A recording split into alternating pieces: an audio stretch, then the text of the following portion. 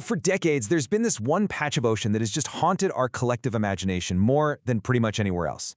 The Bermuda Triangle. It's this place where ships and plans supposedly just enter and then they never leave. It's a legend, really, built on mystery, on fear, and on some genuinely chilling stories. So okay, let's dive right into this and see if we can pull apart the facts from the phantoms. And it all kicks off with transmissions just like this one. A totally calm, totally routine training flight that just descends into absolute chaos. This message from the leader of the infamous Flight 19. Well, it's pretty much the heart of the whole Bermuda Triangle legend. It is literally the sound of a mystery being born in real time. So why? Why has this one specific part of the Atlantic captured our imagination so completely? Well, the sheer scale of the legend is staggering, and you gotta remember it's built on some very, very real tragedies. Let's start with the numbers that really fueled this whole ocean of fear. Over the last century, it's estimated that more than 1,000 lives have been lost inside the so-called boundaries of the Triangle. That is a staggering number, and it gives a very real weight to all the stories we hear. And the area itself is just immense. We're talking up to 1.5 million square miles of open ocean. It's this vast, unforgiving expanse, which, as you can imagine, makes any kind of search and rescue operation a truly monumental task. One of the very first and one of the largest losses was the USS Cyclops, back in March of 1918. This massive naval collier, which is basically a giant cargo ship for carrying coal, was loaded up with super dense manganese ore and sailed out of Barbados and then just vanished. No SOS, no wreckage, absolutely nothing. And here's the really eerie part. Both of its sister ships, the Proteus and the Nereus, would also disappear without a trace in the Atlantic years later. But really, no case cemented the Triangle's terrifying reputation more than the vanishing of Flight 19. I mean, this is the incident that took the legend from sailors, ghost stories, and just blasted it right into the headlines. Think about it. 5 state-of-the-art military planes, and they're just on a simple navigation exercise. They took off from Fort Lauderdale, Florida, into a perfectly clear afternoon.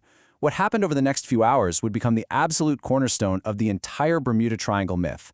And when you look at this timeline, you can just feel it descending into chaos. Just an hour into the flight, the leader radios in. His compasses are out. He gets disoriented and he thinks he's over the Florida Keys when he's actually way off course. And as the weather gets worse and their fuel starts to run low, the radio transmissions get more and more desperate. And then, somehow, the tragedy gets even worse. A mariner's search plane sent to find them, with 13 men on board, explodes in midair. A crew on a nearby tanker actually saw the fireball. And this right here, this is exactly why the mystery took hold. When the official U.S. Navy investigation, with all of its resources, basically throws its hands up and says we have no idea, well, it leaves a vacuum. And that vacuum got filled very quickly with speculation, with conspiracy, and with myth. But that's where the legend ends, and the real investigation begins. So what happens when we look past all those sensational headlines and start digging into the official reports, the weather logs, the historical records? Well, this is where the story of the Bermuda Triangle starts to change, dramatically. For every wild theory out there, from alien abductions to energy crystals from the lost city of Atlantis, there's a far more, mundane, but fact-based explanation. Researchers started to notice a pattern, and it wasn't a pattern of strange phenomena. It was a pattern of exaggerated storytelling and, frankly, some pretty poor journalism. See, the legend didn't just appear out of thin air. It was built. A guy named Vincent Gaddis gave it the name back in 1964. Then Charles Berlitz made it a global phenomenon with his blockbuster book a decade later. But just 1 year after that, a librarian named Lawrence Cushy did what pretty much nobody else had bothered to do.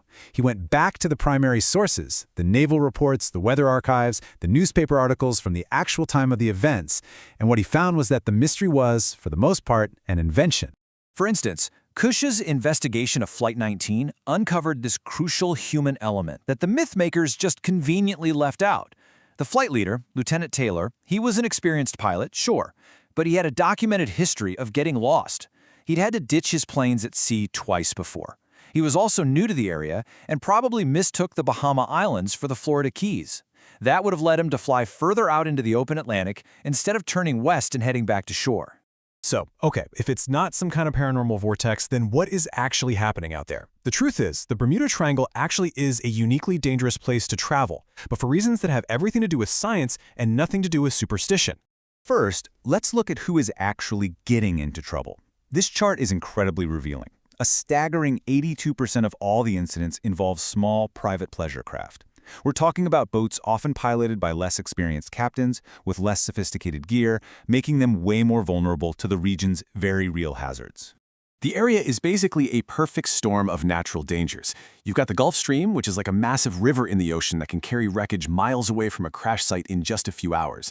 The weather can turn on a dime, with sudden squalls and waterspouts. You have documented rogue waves over 100 feet tall. And then, below the surface, the seafloor can literally erupt with methane gas, creating this frothy, less dense water that can cause a ship to lose all its buoyancy and sink in minutes. Oh, and you add one of the deepest trenches on Earth to that mix, and it's really no wonder that when things go wrong, the evidence just vanishes. Now, you might have heard about this more recent theory about air bombs caused by these strange hexagonal clouds. And while microbursts are a real thing and can be very dangerous, meteorologists, even the ones in the show that proposed this idea, have said, hey, this is a global weather pattern. It is not unique to the triangle. And the final, data-driven evidence is maybe the most compelling of all. When you actually account for the sheer volume of traffic, I mean, it's one of the most heavily traveled corridors in the world, the number of accidents isn't statistically unusual at all. In fact, places like the North Sea have more disappearances per square mile. And maybe the biggest tell of all, insurance companies like Lloyd's of London don't charge higher premiums to travel through it. And you can bet, if there were a real, measurable risk, they would. So after peeling back all those decades of myth and looking at the hard data and the official records, what's the final word from the people who actually patrol these waters and insure the vessels that cross them? The world's leading maritime insurer, Lloyd's of London, whose entire business is literally built on calculating risk, is completely unequivocal. They say, from a statistical standpoint, there is nothing exceptionally dangerous about the Bermuda Triangle. And the U.S. Coast Guard, the very organization that's responsible for all the rescues in the area, they agree. They are crystal clear. They do not recognize the Bermuda Triangle. To them, it's just another patch of a vast, powerful ocean with dangers that are completely understood. What's also really fascinating is watching how the mysteries started to dry up right around the time our technology got way better. The rise of GPS, satellite tracking, and modern communication systems has just drastically reduced the chances of someone simply getting lost because of human error or a busted compass. So in the end, the Bermuda Triangle isn't a mystery of geography. It's really a mystery of psychology. It's a collection of explainable tragedies, of human error, and natural hazards, all bundled up by some really compelling storytelling. So the real question we're left with isn't what happens to the ships.